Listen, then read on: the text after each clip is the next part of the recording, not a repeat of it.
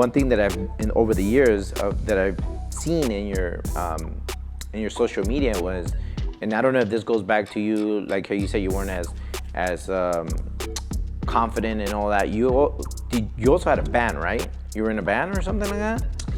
Yeah, I was in a rock band, but that was like in 2008, 2007. Again, talk about visualizing, right? I've always wanted to sort of be this little rock star, right? Especially when I was younger, I was like, man, I think I'm like a rock star that's knocking on doors, I used to say to myself, because my business was knocking on doors, selling alarms. And I'm like, during the day, I'd be like, my job wasn't that glamorous. At nighttime, I lived a very glamorous life, but in the daytime, I'm like sweating my butt off, knocking doors, selling alarm systems. And, but anyways, I always sort of visualized like, man, it'd be pretty cool to be a rock star.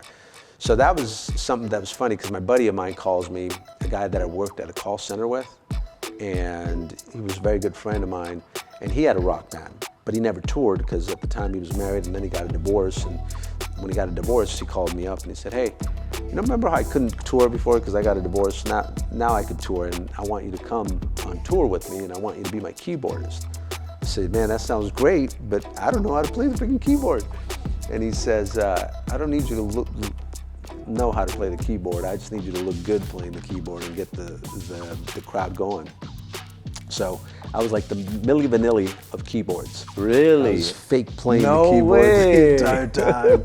You know, we're playing in different shows. We went to Europe, we played in Germany, and you know, it was pretty cool. Oh wow, you toured that high? Yeah, it was pretty fun. No way. Yeah. It was like a gothic band to top it off.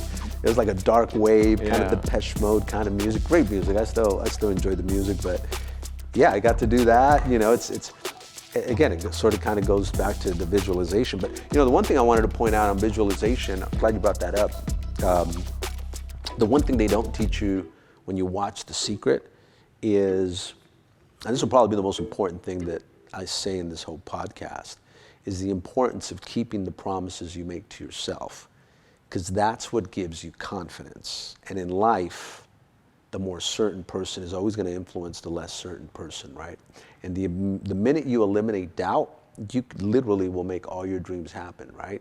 So what happens is your brain is made out of different parts. You got a conscious mind, you got a subconscious mind, unconscious mind, whatever. What people got to understand is that the unconscious mind is a lot more powerful than the conscious mind. So you know how I said at the beginning, you have to declare, you have to have hope? So that's where it starts. Like, I'm gonna make $100,000 a year. I'm gonna make $1 million a year. It starts with that declaration, right? I'm gonna be the #1 sales guy in my whole company this year. This is my year. I'm gonna lose 50 pounds this year, right? That's where it starts. The problem is your subconscious mind doesn't believe you. The reason it doesn't believe you is because it's got a history of you letting yourself down by not keeping the promises that you make to yourself. So what it'll do, so you don't get hurt, it'll start to self-sabotage yourself, and it'll block opportunities that'll make that dream happen. It'll literally block the opportunities, and you self-sabotage yourself, and it'll never happen. So the key is to get your subconscious mind to believe what your conscious mind is saying.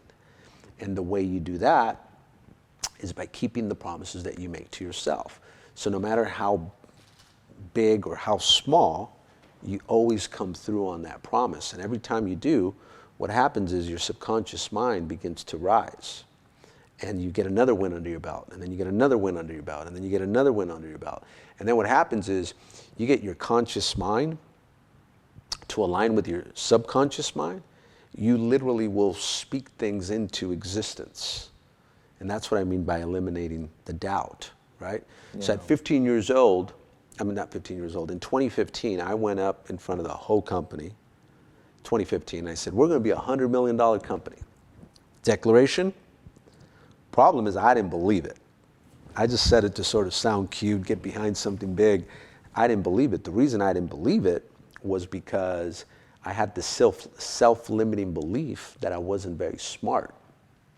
And in 2016, what ended up happening is we had our biggest year we ever had at our company. That year we came out on Inc. 5000, fastest growing companies, and it was our biggest year by far. And it was the first time in my life that I couldn't accept the success that I was having. Remember what I said earlier? You could only receive what your mind can accept. Right. Well, it was the first time in my career that I was like, man, this is too big for me. I can't handle this. I'm not smart enough. And the inner voice started talking to me.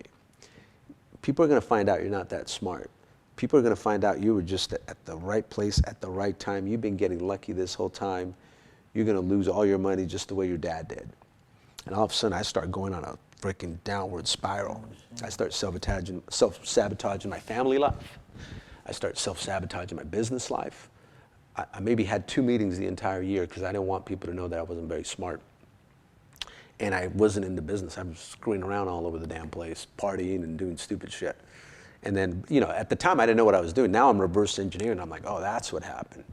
And I knew what the problem was. The problem was that I hadn't picked up a book in over 20-some years. See, what made me, I think, successful my first 20 years, my first 17 years of business, was that the call center that I worked for, before I would get on the phones to sell, they would train us for an hour on mindset, tonality, sales, influence. So I would train an hour a day, every day, 5 days a week, and then I'd get on the phones and I'd sell. But then like a dummy at 21 years old, I start my own company. I never liked school, so I just stopped for 17 years, cold turkey, never picked up a book again, never listened to a podcast, never did anything. No way. So as the inner voice kept getting louder and louder and louder, I knew what the problem was. The problem was I hadn't worked on my mind. So finally I got so desperate that, because I was recruiting way bigger sales guys than I ever had. Like I was recruiting some of the best of the best. And one of the guys is like, hey, let's go to this Grant Cardone thing. And I'm like, who's this Grant Cardone thing? And all my sales guys were obsessed with Grant Cardone. Come on, we gotta go. So we buy 10X tickets. So I go to this event. This is beginning of 2017, after I just literally, I'm seeing my business go like this. I go to this event and I hear Grant speak. I hear Ed Mylett speak for the first time. And I'm like, whoa. But you guys are friends, good friends. Yeah, but I didn't know him back crazy. then. I didn't know him back then. So I go to this event and I'm like, and I was like sitting in the nosebleeds. I was like, I wasn't even VIP or anything. And I go to this event and I'm like, wait a minute, a lot of this stuff that they're talking about, I kind of already did. I just didn't know how to articulate it. So then I'm like, all right, let me pick up this book 10X, because all my guys were obsessed with it. And at first I can't read it. So I'm like, damn, I can't read this thing. So then I get the audio version. And I can't retain the information either. So then I literally wrote out 75% of the book. So I made a commitment. I said, I'm gonna work an hour a day on my mindset. Just the same way I've worked on my fitness all these years, I'm gonna do the same thing, but I'm gonna do it on my mindset. And I'm gonna just be disciplined, and I'm gonna be intentional about it. So I start playing 10X on audio, not driving while I'm going to the gym, not while I'm working out. I'm literally on my desk, on my desk, and I'm hitting stop, and I'm writing it out. Play, I'm writing it out. I literally wrote 75% of the book out. Gee. And what I realized was like, wait, everything that's in this book, I already did. I just didn't know how to articulate it. So then I'm like, okay, this other speaker I liked is Ed Mylett. Let me listen to his stuff. And one of my favorite podcasts of all time, Unlocking Your Success Code from Ed Mylett. I go on there, same thing, play, stop, write it down. I'll show you the notes when we get off. You'll see just notes. And word for word, I'd write the stuff word for word. And that's how I retained it. And I started thinking to myself, well, wait a minute.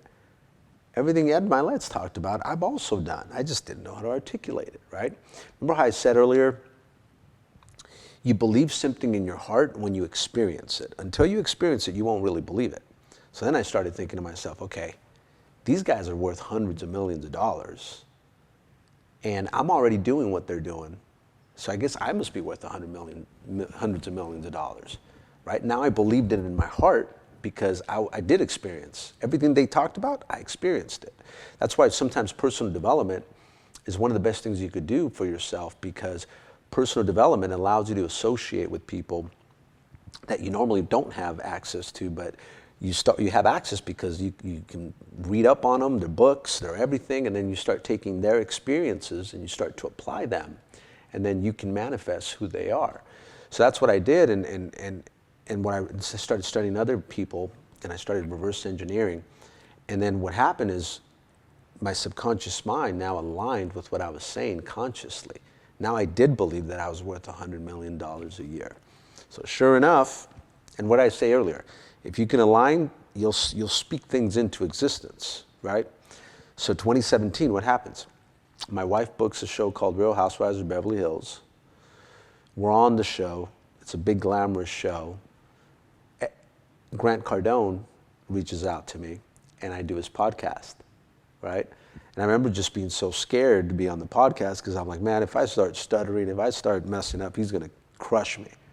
Well, I prepared so well, I couldn't mess it up. You want to prepare so well, even if you wanted to screw up, you can't because you prepared so well. So I just went over-prepared. Like, that's where I get confidence out, faith, and I over-prepare for stuff. So I go in there, I do pretty well, and then Ed Milet sends me a DM. He's like, hey, I loved your Grant Cardone interview. Can you come out on mine?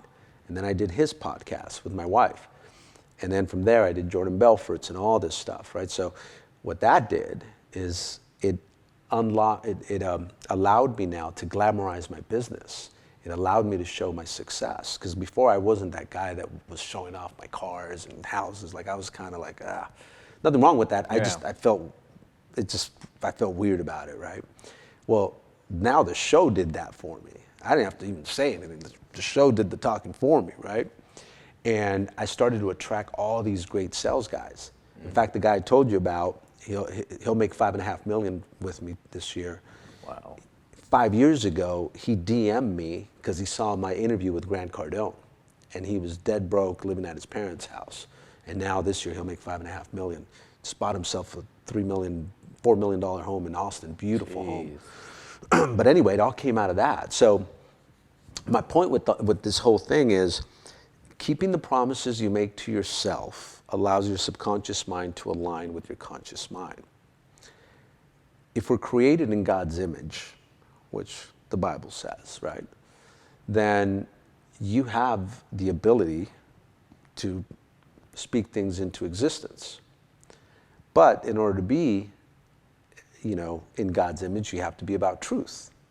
God is truth, right? You have to be a person of truth. And if you become that person and you keep the promises that you make to yourself, you become a person of truth. And when you become a person of truth, you'll speak things into existence, right? But the only way that happens is you got to eliminate the doubt.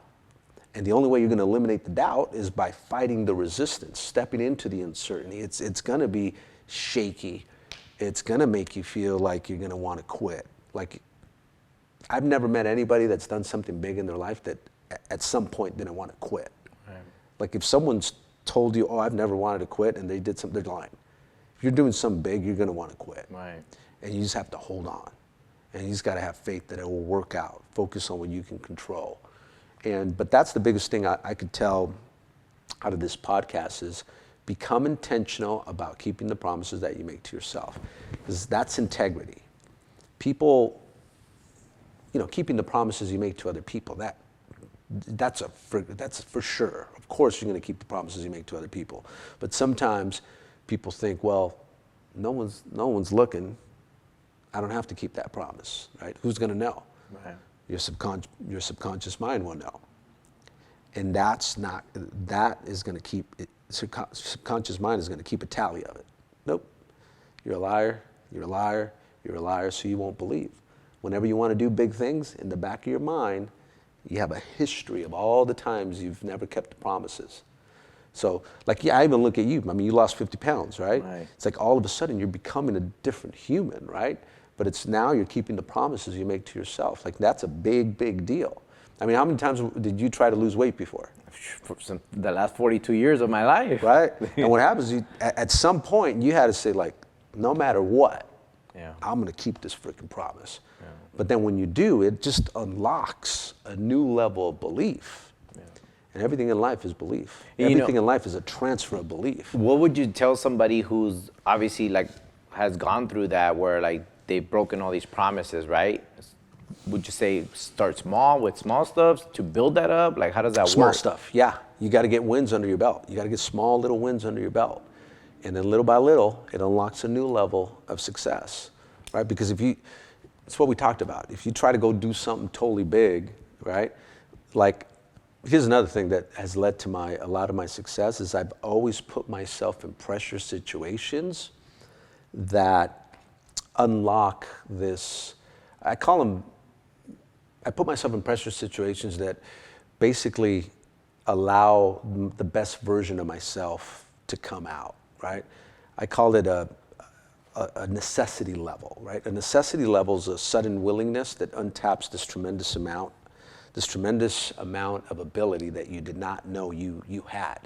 But the only way that happens is by putting yourself in a pressure situation that allows your urgency level to spike up, right? And if you become really good at leveraging the most amount of pressure on you so that you can become the best version of yourself, you'll do very well for yourself, right? However, so low stress means low performance. If you put yourself in pressure situations, it'll increase your urgency level. That urgency level is what you need to succeed. That said, that only works if you have a history of keeping the promises that you make to yourself. If you don't have if you don't have a history of keeping the promises that you make to yourself, then you don't want to put yourself in pressure situations because you'll collapse. Got it. You'll get derailed. You'll just, boom, fall on your ass. So the key is, first, baby steps. Start putting yourself, just win, little wins, little wins, little wins, little wins. And then, yeah, you got to put yourself, and then after that, you start putting yourself in that uncertainty. Pressure situations. Man, can I afford this car or not? Every home I bought, whether it was the first home I bought my mom for the first one I wasn't too scared of. It was 150 grand. Second home I bought it was 300 grand. First nice home I bought for myself was about $1 million. That was scary. Can I afford it? Can I not? But then I put myself in that pressure situation, and all of a sudden I'm like, wait a minute, I could afford it. Then I bought me a $3 million house. Scared, uncertain. Yet every time I bought a new house, I was freaking scared. Can I afford it? Can I not? Wait a minute, I could freaking pay this with my eyes closed. Then I bought a $6 million house. Can I afford it? Can I not? Oh shit, I could afford it, right? And so on. And then the next one. And every level unlocked a new level of belief. But at some point, it was pressure, right? All of a sudden, I had to give a down payment of 800 grand. Now I don't have as much money as I had before. I'm like, oh shoot, I got to get to work. Yeah. And it unlocks this new level, right? So that's what I mean about pressure situations that increase your urgency level. You know. I love it. Yeah. I love it. And you know, it's funny that as you're talking, I'm thinking about. So I just, as of yesterday, I changed my whole eating program, right? Because I told I don't know. I'm sure you know this, but so it's in America. It is your odds are easier to become a millionaire than to have a six pack. I think it's like 1 in every 25,000 people have a visible six pack. So it's easier to become a millionaire 100%. than to do it. And so I saw this article and I was just It's way easier to get arms too. Yeah, so I saw this article and I'm like, shit, if I can get a six pack, making millions is gonna be easy. Like I told myself so that, good, you know dude. what I mean? That's the first time I heard that. So good. So it's hard to get a six pack. Yeah, so I went and I told my trainer and I told a couple people, I went to go look at people who were I have the circle, right, with Wes and everything, all these guys who have just had tremendous transformation. And they're regular guys, and you know, you make friends, right? You're approximately. So I hit up the guys, and you could tell they were fat. Like 6 months ago, they were 200-300, like 200 pounds. Now they're ripped. And then yesterday I sat down with this guy, and I'm like, I need you to tell me everything you did. I know that I've already was told, but I wasn't ready to receive. I'm ready to receive because I want it. And he told me, like, you gotta get a scale, you gotta do this, you gotta do that, you gotta eat clean. And I'm like, well, what is clean? You know, so I really I had that desire. So I went. And last night it was like 1 a.m. and I started weighing everything. I said, okay, this is the next level. I dropped 50 pounds, but I feel the plateau. I feel like I'm running on this and I need more.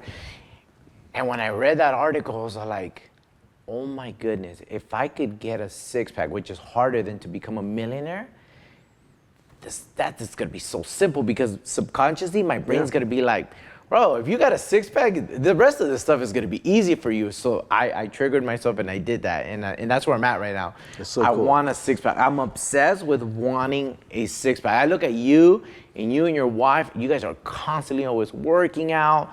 You're shredded. You're always doing the plunges. You're always self-developing, not only mentally but physically. That's another question that I wanted to ask you. How important has that been for your life and in your success and in your marriage and as a father, your health? Yeah, so, back to just real quick, what you said is so powerful. I think the thing with the six pack, the reason that's so, and I believe it 100%, is because to have a six pack, you have to have discipline, right? You could have big arms and big chest and all that stuff, but you could eat whatever. You could eat whatever you want, and you got huge arms, and you just lift weights. But it's the discipline, right? And I think if you look at the 75 hard that I love with Andy, it just teaches you discipline. It's that mental toughness. It all comes down to discipline. And here's the thing about discipline. Discipline is hard at first. It's very, very hard because it's got a lot of resistance, right? However, if you can sustain discipline for a long time, then it just becomes a lifestyle. It's no longer hard. It's just the way life is, right? And the opposite is pleasure, right? So we go back to pleasure, right? Pleasure is easy. And if you sustain pleasure for a long time, it's not very good, right? Then you start going downhill. Everything worthwhile is uphill. Everything easy is downhill. Right? And that's why life and pain are inseparable. The minute you understand that you have to go through pain in life, when pain comes, it's no big deal. It's just, it's part of life, right? And I think that's also the beautiful thing about life and pain is that when you go through pain, you're growing. And what gives us fulfillment in life is growing. Well, the only way you can grow is by going through some pain. It's like, getting the cold plunge. It's not easy, but I'm growing from it, right? I'm getting better from it. So you got to embrace pain. It's a good thing. Going through struggles will give you the three biggest skill sets you could ever have in your life, which is the ability to have grit, fortitude, and resilience. The beautiful thing about those three things is no one could ever take them away. And you're not born with them. The only way you could have grit, the only way you could have fortitude, the only way you could have resilience is by going through pain. And every time you do, you're building the muscles that you need to sustain success for a very long time. Because one of the reasons you're able to sustain success for a long time, the only way you'll be able to sustain success for a long time is by being able to go through pain. Because you're going to get punched. And the problem with most people is when they get punched and they get knocked out, A, they stay on the ground forever. But two, then when they get up, they run away. And if you run away from the pain, then how can you develop the muscles? You're not even giving yourself a shot because you're not developing the muscles. But if you stand in the pain and you start pushing back, right? Go through the pain, go through the turbulence, then what's happening is you're developing the muscles, right? And then what happens is when pain comes again, it's not that painful anymore because you're already used to it. And then again, you push forward, focusing on what you can control, having faith that all that other crap that's making you go crazy, that thing will work itself out. God's with me, that thing will take care. I'm gonna focus on what I can focus on. And every time you do it, more, you get better and better and better. And you're also building an amazing story. That's the other great thing about embracing the suck, embracing the pain, is every time you do it, you're building a great story that then you get to tell people, that you get to move people because you have stories to tell. The only way you have real stories to tell is if you can talk about times that you've had to overcome bad moments of your life. So, I look at my life, it's always, as much as success and as much as I think I've lived a dream life, I've had to go through a lot of pain. But it's just, when it happens, it's like, whatever, no big deal. But it's because I've done it. So, that's another very important thing that I wanted to just touch on this podcast. Again, going back to faith, since we've been talking about faith so much, right? You think about I'm gonna back up what I just said. Life and pain are inseparable, right? When your mom gives birth, you make her go through the biggest pain of her life just to have the biggest, high of her life, right? Hopefully, at least, right? Yeah. Right? The most pain to then have the most love once you're born, right? Who went through the most pain for us, right? Yeah. Jesus went through the most pain so that we could be saved, right? Life and pain are inseparable, right? I love that. So the minute you understand that it's a universal law, life and pain are inseparable. And the minute you understand that, you'll get good at resistance. And the minute you get good with handling resistance, you're going to be very, very successful in life. But again, most people run away from the pain, so they don't know how to handle it. That's why you don't want things to be easy. Because if things are too easy, the minute there's resistance, you fall apart, right? That's why, like, back in the days with real estate, right? When mortgage, everybody and their mothers was making a ton of money back in 2004, 2007. It was easy. And then the minute resistance came, what happened? Crumbled. All crumbled. Crypto people, balling out of control, very easy. Nobody wanted to work hard. Oh man, this is simple, man. I'm becoming a millionaire overnight. Resistance comes, what happens? Crumble. But if you're used to dealing with hard stuff, when the resistance comes, you're the one that figures it out. And then you become even bigger because you have no competition, right? You have no competition because everybody ran away and you're just like, man, I got the whole business to myself now. I'm blowing up, right? So, we had this happen in the solar industry. We were talking about this before. I just started a solar company a year and a half ago. Probably the worst time to start it because at one point it was very, very easy and everyone was making money. So at the end of 2020, I lost 25% of my sales force to solar because everybody was recruiting my salespeople because solar was the new shiny toy and it was so easy. Anybody was becoming a millionaire doing it. But it was so easy that I already knew just from the years of experience that it's gonna get hard because when something's too easy, it doesn't last. And I told my guys, look, stay disciplined with alarms. And I had to start a solar company, by the way. I was like, man, I got to start a solar company because if I don't, all my sales guys are going to leave. Right. And I just said to them, hey, I'm going to start this solar company. If you want to go do solar, do solar. If you want to do alarms, stay alarms. If you want to do both, do both. But whatever you do, stay disciplined with alarms because solar is going to get pretty hard and you're going to see all these people run back to alarms. What happens? Solar gets really hard. All of a sudden, everybody starts dropping like flies. Everybody's running out of California because California becomes a hard market now. Man, I looked at that as an opportunity. I'm like, that's perfect. I hope it gets harder because if it gets harder, everybody's going to run out and I'll have less competition. And that's what's happening. We just came out on Inc. 5000 fastest growing companies, number 20. That's sick. And again, I started that company the way I've done everything. I said, I don't know how we're going to do it, but we're going to start a solar company. And I should be the last guy that starts a solar company. I don't even know how to change a tire. Solar company is a construction company. Yeah. Like, I don't know anything about being handy. And I just remember saying, man, I called my director of finance. I said, I don't know how we're going to do it, but we need to start a solar company. Can you do some research on what we need to do? And I'll go recruit the people, and that's how we started. That's crazy. Yeah. That's crazy. So do you feel now, because you've gotten all these wins and wins and wins, every time something gets hard, do you already know something big's coming out of this? Yes.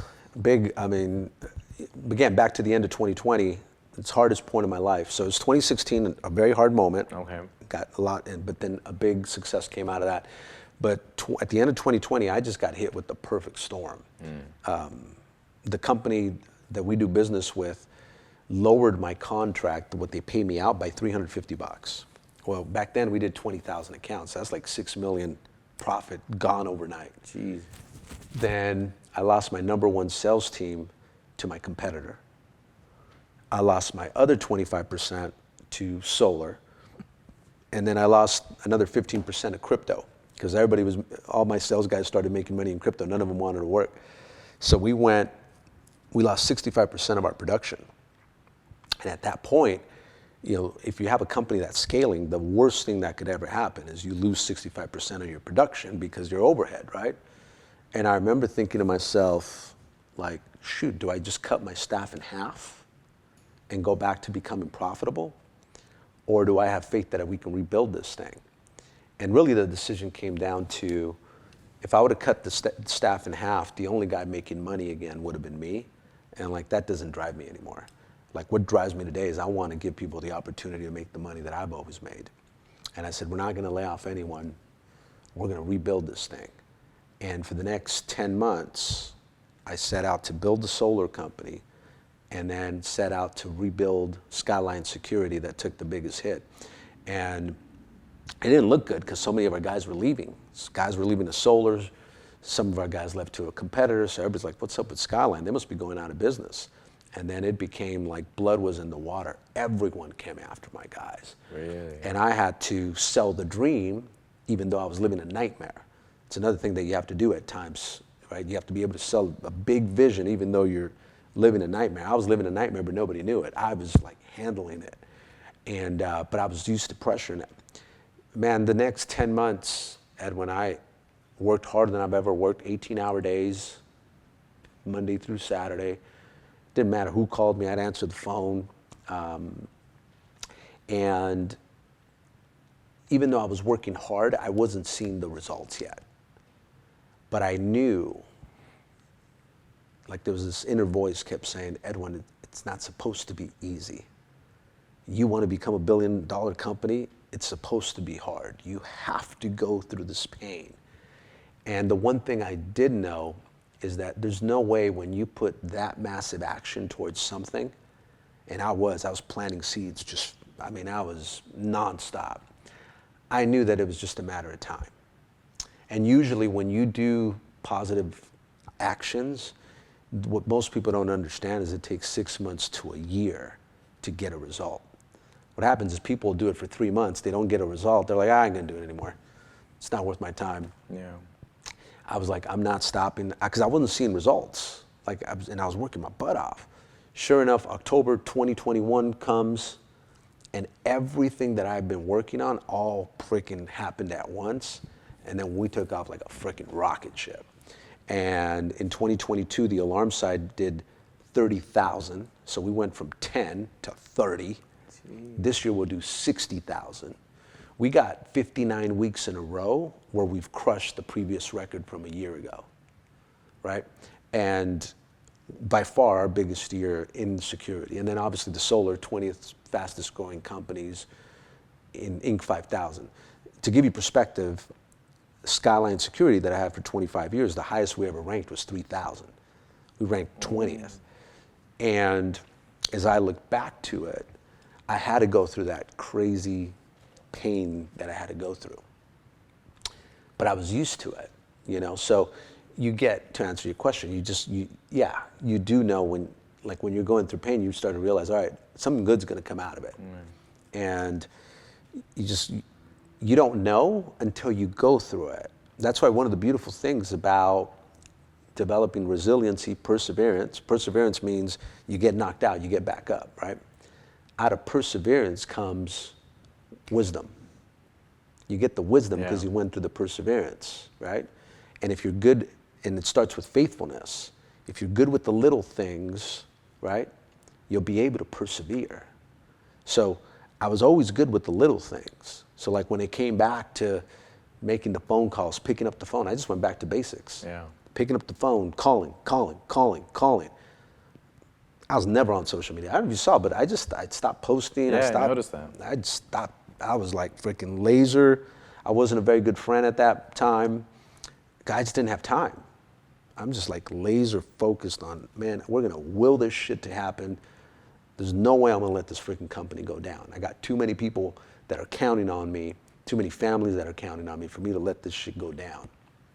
And boom, it happened. And it just now, obviously, I'm even stronger than before because, man, going through that, like, it just built a whole new level of potential.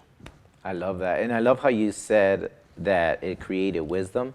Because that wisdom is kind of like the formula to whatever else you put into it, right? So like thinking back to remember when we went and I asked you for some personal time, some guidance and all that, and you told me, hey, meet me at Rumble. You wanted me all exhausted at that time, but it was fun. Right? Yeah. But I talked about the gym that I was partnered up with my partner. We weren't doing a crazy amount of money, but I just needed guidance, you know what I mean? And I was just searching for it, and luckily you were kind enough to give me your time. And I remember us sitting there and having an acai bowl, and I look right now as you're talking, and I'm like, we just crossed over 1.3 million. You know what I mean? Congrats, almost man. 600 members. We have 2 locations now, and I'm looking back, and I'm like, it's all the hard times with Artistic, and all the long nights, and all the washing people's cars, and all the moments that I had. Yeah, the faith and like the build up and that wisdom that when I brought it in, I knew right away I need to find somebody who could guide me a little bit and push me to that next level. And you were one of those contributors who, gave me your time and gave me advice, and I was just like, I'm on the right track. I'm on the right track. I just got to continue to keep going. And it's not that we got lucky. It's not that we have almost 600-700 members because we're lucky. It's because I knew, like, it's just part of the process. You got to continue to go. You've always been great at taking massive action. Ever since I met you, like, you've just been massive action. If you plant seeds, there will be a harvest. Every cause has an effect. And I think when I see your success now, it goes back to you planting seeds. I mean, you are nonstop, and you weren't afraid to ask questions, right? I remember when we talked, and I said, man, you got to get your thing reoccurring, right? You got to get people on some sort of contract so they can keep paying you the bill, so you can create some overhead. Because you're going to have overhead, but you need to know that people are going to pay their bill every month, right? So I remember that conversation, and you ran with it. Yeah, we did that, yeah. And you did that, and then same thing with that's why I took you to Rumble, remember? I wanted you to see a fitness class on how, not one-on-one. Imagine if you can train 20, 30 people at the same time. Yeah. Right? Well, we were on stage at this event that helps gyms, that we joined this organization. And when I went up there, I talked about that day, and I said, the seed was planted to me because we knew we wanted to open a gym. In my mind, I was all like, something has to be consistent in this gym. It can't be like a mom and pop shop. It has to be something that's a trend. And it was when you took me to Rumble, it was all like, it's all God, man, because there's just no way that we just happen to go to Rumble. That's exactly the plan that we play out right now in a different format, in our own way. And that's exactly what we do. Class-based, you know what I mean? Everybody's got the rental of the gloves, we do rentals. Yeah. We sell the hand wraps, they sell the hand wraps. Yeah. I mean, we do tens of thousands of dollars on those kind of merchandise sales. We're open 7 days a week. You could buy a drop-in class. All the stuff that you taught me there, you didn't even tell me to duplicate this. You just brought me there. Look, I want you to see it. Yeah, I'm like, this is what you can do, but do your own version of the Thai boxing. And that's exactly what we did, and we're like, shit, it worked. You know what I mean? It was just like that one moment, but it's like, that stuff is no coincidence, man. Yeah, so I wasn't going to talk about this because we're running out of time, but since we're talking about this, it's an important thing. It's going to take me about 10 minutes, but it's a formula that I've used to attain everything in my life. Like literally everything you see me have, whether it was, just everything, is with the abundance formula. And the thing about this formula is that everyone knows the formula. The problem is that 99% of people misapply it. Most people are waiting to have, to then take action, to then become whatever it is that they want to become. So let's take real estate as an example, right? Or buying a home for an example, I should say. Most people are waiting to have $100,000. Once I have $100,000, I'll finally go take action, go to an open house, and then I'll become a homeowner. The problem with that mentality is that it's related to having a low self-worth, and it's related to having a bad relationship with money. See, if you're always worried about not having enough money, if you're always worried about not saving enough money, then what happens is you're going to hoard all of your money. And if you hoard all of your money, you're never going to be able to touch the dream. You're never going to be able to taste the dream. And what will happen is then you'll become complacent. and you become complacent, hoping that one day you'll have enough money so you can finally take action and you can finally become what all your dreams are. And the chances of that happening are slim to none. What probably will happen is life's going to punch you in the face, and when it punches you in the face, it's going to take all of your money, if not most of your money, and you're going to be left to continue on this endless cycle of trying to have enough money so you can finally take action, so you can finally become whatever it is that you want to become. That's a scarcity mindset. The mindset you want to have is a mindset of abundance. And it's basically the same thing, except it's upside down. Instead of have first you become, then you take action, then you have whatever it is that you want in life. So what is become? Become's everything we've been talking about on this podcast. Becoming starts with hope, the desire to want to do something great with your life, the declaration that you're going to do something great with your life, knowing that God is with you, right? That hope. Then comes the faith, right? So it's becoming, starts with hope. It also is part of faith. Faith, even if you're not a person of faith, a person that is a believer, faith is also positive mental attitude. I call it PMA, positive mental attitude. 90% of winning in life is just having a positive attitude, right? If you really look at faith, faith is the projection of the most beautiful possible thing for the future. What's the opposite? Fear. Fear is the projection of the worst possible thing for the future. So both of them haven't happened yet. Wow. That's what faith means. So whether you like it or not, you're faith-based. You're either going to be negative or you're going to be positive. I choose to be positive. That's 90% of it is winning. Faith also means taking action before you have what you need. So that's number 2 of becoming. Number 3 of becoming is you got to believe in yourself. You got to believe something in your heart before you actually have it.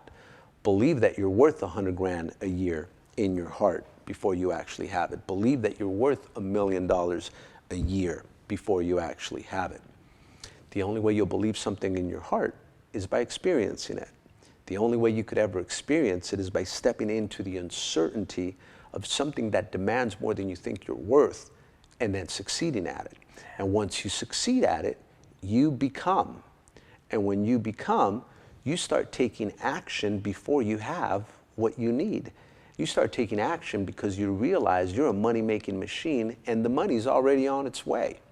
The other thing that happens when you take action before you have what you need is you get,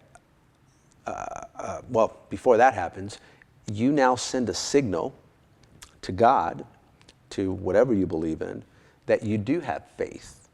And everything in life is reciprocal. If you want something, you have to give it first. So if you want God to act on your part, guess who's got to take the first step? You have to take the first step. This is why you got to take action before you have what you need. Touch the dream, right? The other thing that happens when you take action before you have what you need is you get a blueprint of what you need. And then all you have to do once you have the blueprint is now you reverse engineer it. You start breaking it down to the ridiculous. The more you can break it down to the ridiculous, the more attainable it becomes. The more attainable it becomes, the more you're going to want to get off your butt to go make it happen. What causes you to take action is your ability to think you can get a result. So the more attainable it becomes, the more you're like, oh man, I can make it happen. So you start even working even harder because you're like, I'm so close. You start even working harder. You untap this tremendous amount of energy that you didn't even know you had. And then once you have that, the last thing you need is have. Most people mess this up because have is you give yourself a deadline on when you're going to do it by. So you give yourself a date. I'm going to do it by 90 days. I'm going to do it 6 months later, but by this date, I'm going to make it happen no matter what. And then you just go full throttle. Here's the problem. Right before you're going to get your blessing, life's going to punch you in the face harder than it's ever punched you. And what's going to knock you down. And it's at this point that you got to make a decision. Number one, are you going to spring back up? But then you have to make a different decision, which is, am I going to revert back to the person I've always been? Maybe it's a person that you always make excuses on how life isn't fair, how you're just not supposed to be successful. You just don't, it's not meant to be. Or are you going to spring back up, push forward against that resistance that's coming your way, focus on what you can control, and all these things that seem impossible, have faith that God will put the right people in front of you to make the impossible possible. And what will happen is, to me, I mean, I could sit here for hours and tell you different miracles that have happened in my life, last minute, where I thought it was all going to crap. But I never lost faith. I was like, I'm going to keep pushing, and I know it's going to happen. And I can't tell you how many times the right people have shown up in my life to make the impossible possible. But it's because I never gave up. I never confessed with my tongue it's not going to happen. No matter how crazy it seemed at the time, I just said, man, we're going to figure this thing out. I'm going to keep pushing, and I'm going to focus on what I can control. In order for this formula to work, you have to have 5 characteristics. You have to have faith, which we've talked about quite a bit on this podcast. You got to have massive work ethic. You got to have discipline. The higher the discipline, the happier you'll be in life. The lesser the discipline, the less happy you'll be in life. That simple. Perseverance. You're not born with perseverance, you have to build it. The way you build it is by falling on your ass and springing back up. And the last one we talked about, integrity. Being able to keep the promises that you make to yourself. Every time you keep the promises you make to yourself, you build confidence. And if you can align your subconscious mind to align with what your conscious mind is saying, you'll speak things into existence. And everything you've seen me attain in life, it's that formula, that simple. Just most people have it backwards. I love it. I love it. There it is. And I think we're going to end it there just for the simple fact that honestly, like, man, I just feel like I got the best gift ever. And I appreciate that, I man. can't wait to share this with people because it sounds so simple, but people make it more complicated. And I mean, it is simple, but people make it complicated, and it's just like, man, like your story is amazing, your journey is amazing, and the fact that you just continue to grow is just phenomenal. And I just love seeing your Instagram, how you put faith in God, and you're always putting scriptures and all that, and you're just genuinely an individual that I admire, and I thank you so much for your time, and I thank you for everything. I appreciate you. Thank you. And just there's something about vulnerability and what you think is weak, right? Like again, I mentioned that I didn't think I was very smart, so for me it's really hard to retain information. So I have to dumb-proof it for me, but by dumb-proofing it for me, I get to explain it to the masses. So now you said you make it sound simple. It's the way I had to simplify it for me to understand it, but then it's easy for me to teach. So again, I took sort of what I thought was something that was holding me back, and I've used it to my advantage. Is the fact that it might take me a long time to understand things. I might have to read a page like 10 times to finally understand it, but the benefit that comes out of that is then I'm able to explain it to the masses. It's why we've been able to grow so much in sales, because I've become good at taking something complicated and simplifying it.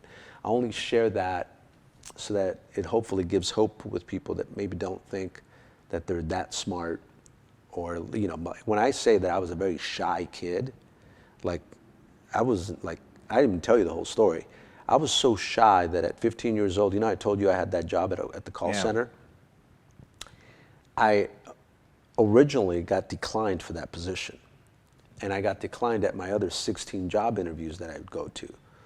The reason I got declined was because I was so shy that during the interview I would get nervous, and then I couldn't complete sentences, and then I would start sweating. And the next interview I'd go to, I'd be so scared about starting to sweat, I'd start sweating. So finally a buddy of mine that knew the situation that we were in, he's like, man, I found this job, they hire anybody. Just show up, I promise you they'll hire you. They literally hire everybody. So man, I get so excited. I go to this job interview, I'm thinking I'm gonna get my chance. I show up 2 minutes into the interview, the guy's like handing me over a paper towel. And I'm like, oh crap, he's noticing that I'm sweating. So then I get even more nervous. I start stumbling my words even more. The more I'm stumbling, the more nervous I'm getting. Then boom, the sweat just comes. I'm wearing a shirt kind of like yours, except it's long sleeve. Yeah. You could see through it. I mean, it looked like I ran a marathon.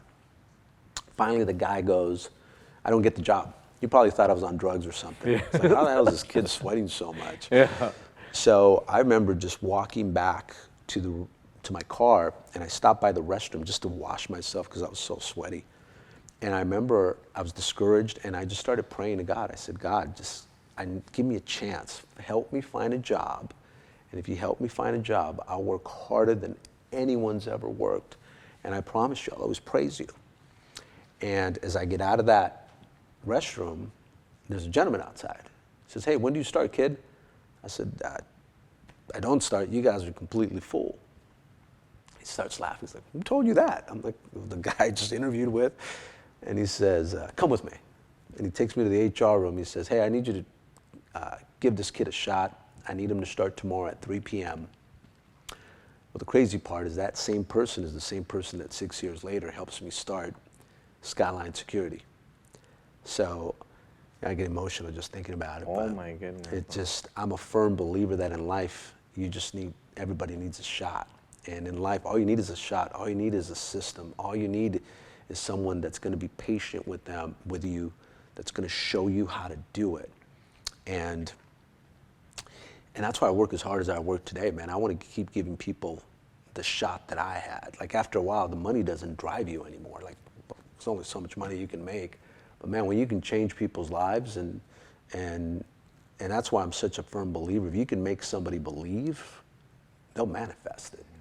And that's why I like sharing that story, because I'm a prime example, and you just need one person to change your life forever.